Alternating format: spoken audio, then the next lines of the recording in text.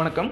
Share மார்க்கெட்டுக்கும் mutual ஃபண்டுக்கும் என்ன difference அப்படிங்கிறத பார்க்கலாம். ஷேர் மார்க்கெட்னா என்ன அப்படின்னு பார்த்தீங்கன்னா, ஷேர் மார்க்கெட்டில் வந்து நீங்கள் ஆல்ரெடி ஒரு அனலைஸ் பண்ணி வச்சுருப்பீங்க ஒரு கம்பெனியோட ஷேரை. அந்த ஷேரை நீங்கள் வாங்கணும் அப்படின்னா உங்களுக்கு ஒரு டிமேட் அக்கௌண்ட் தேவை.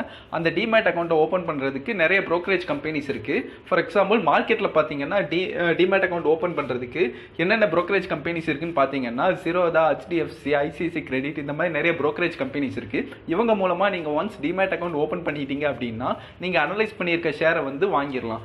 இது வந்து ஷேர் மார்க்கெட். இதுல வந்து ப்ராஃபிட் வந்தாலும் சரி, லாஸ் வந்தாலும் சரி, அது வந்து பெரிய அளவில் இருக்கும். ப்ராஃபிட் வந்தாலும் சரி, அந்த ப்ராஃபிட் வந்து உங்களே சாரும். அதே மாதிரி லாஸ் வந்தாலும் சரி, அந்த லாஸ் வந்து பெரிய லாஸாக இருக்கும். இது வந்து ஷேர் மார்க்கெட். இது மியூச்சுவல் ஃபண்டில் பார்த்தீங்கன்னா, மியூச்சுவல் ஃபண்டில் வந்து நிறைய கம்பெனிஸ் இருக்குது. உதாரணத்துக்கு HDFC ஈக்விட்டி ஃபண்டை எடுத்துக்கலாம். இவங்களோட ஷேர் என்னன்னு பார்த்தீங்கன்னா 638 ரூபா இருக்குது.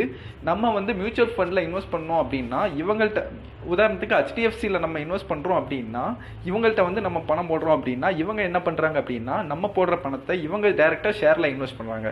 ஷேர் மார்க்கெட்டில் என்னென்னா நம்ம டைரெக்டாக ஷேர் மார்க்கெட்டில் இன்வெஸ்ட் பண்ணுறோம். மியூச்சுவல் ஃபண்டில் என்னென்னு பார்த்தீங்கன்னா நம்ம போடுற பணத்தை நம்மகிட்ட இருந்து வாங்கி அவங்க வந்து ஷேர் மார்க்கெட்டில் இன்வெஸ்ட் பண்ணுறாங்க. இவங்க என்னென்ன ஷேர் மார்க்கெட்டில் என்னென்ன கம்பெனிஸில் இன்வெஸ்ட் பண்ணியிருக்காங்கன்னு பார்த்தீங்கன்னா இவங்க வந்து ICICI பேங்க்ல வந்து 10% இன்வெஸ்ட் பண்ணியிருக்காங்க. SBI பேங்க்ல வந்து 9% இன்வெஸ்ட் பண்ணியிருக்காங்க. இன்ஃபோசிஸ், லார்சன் அண்ட் டர்போ, அப்புறம் ரிலையன்ஸ், HDFC பேங்க், இந்த மாதிரி நிறைய செக்டர்ஸ்ல வந்து இவங்க வந்து இன்வெஸ்ட் பண்ணியிருக்காங்க. அதாவது நம்ம இவங்கள்ட்ட இன்வெஸ்ட் பண்ற அமௌண்ட்டை வந்து இவங்க வந்து ஷேர் மார்க்கெட்ல இன்வெஸ்ட் பண்ணியிருக்காங்க. இப்போ செக்டார் அலோகேஷன்ல பார்த்தீங்கன்னா இவங்க வந்து என்னென்ன செக்டரில் வந்து எவ்வளோ பெர்சன்டேஜ் வந்து இன்வெஸ்ட் பண்ணியிருக்காங்க அப்படின்னு பார்க்கலாம். இவங்க வந்து பேங்கிங் செக்டரில் வந்து 37%, டெக்னாலஜியில் 14%, இன்ஜினியரிங்கில் 12%, ஆயில் அண்ட் கேஸில் 9%, இந்த மாதிரி செக்டர்ஸில் வந்து இவங்க பெர்சன்டேஜ் வைஸாக இவங்க கொடுத்துருக்காங்க.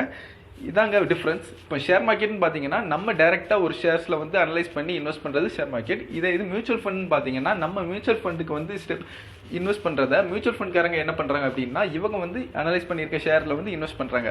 ஷேர் மார்க்கெட்டில் நம்ம இன்வெஸ்ட் பண்ணும்போது என்ன ஆகுது அப்படின்னு பார்த்தீங்கன்னா ப்ராஃபிட் வந்தாலும் சரி, லாஸ் வந்தாலும் சரி, அது வந்து பெரிய அளவில் இருக்குது. இது மியூச்சுவல் ஃபண்டில் இன்வெஸ்ட் பண்ணும்போது என்னன்னு பார்த்தீங்கன்னா ப்ராஃபிட் வந்தாலும் சரி, லாஸ் வந்தாலும் சரி, அது ஸ்டெப் பை ஸ்டெப்பாக தான் இருக்கும். ப்ராஃபிட் வந்தாலும் சரி, அது மெதுவாக தான் ப்ராஃபிட் வரும். அதே மாதிரி லாஸ் வந்தாலும் சரி, கம்மியாக தான் வரும். பெரிய ப்ராஃபிட் வந்துச்சு அப்படின்னா ப்ராஃபிட்டை வந்து அவங்க பெரிய ப்ராஃபிட் அவங்க எடுத்துக்கிட்டு கம்மியான ப்ராஃபிட்டை தான் நமக்கு கொடுக்குறாங்க. லாஸ் வந்தாலும் சரி, பெரிய லாஸை அவங்க எடுத்துக்கிட்டு கம்மியான லாஸை நமக்கு கொடுக்குறாங்க. இதுதாங்க டிஃப்ரென்ஸ். இந்த வீடியோ உங்களுக்கு யூஸ்ஃபுல்லாக இருந்துச்சுன்னு நினைக்கிறேன். அடுத்த வீடியோவில் வேற ஒரு தகவலோடு பார்க்கலாம். நன்றி.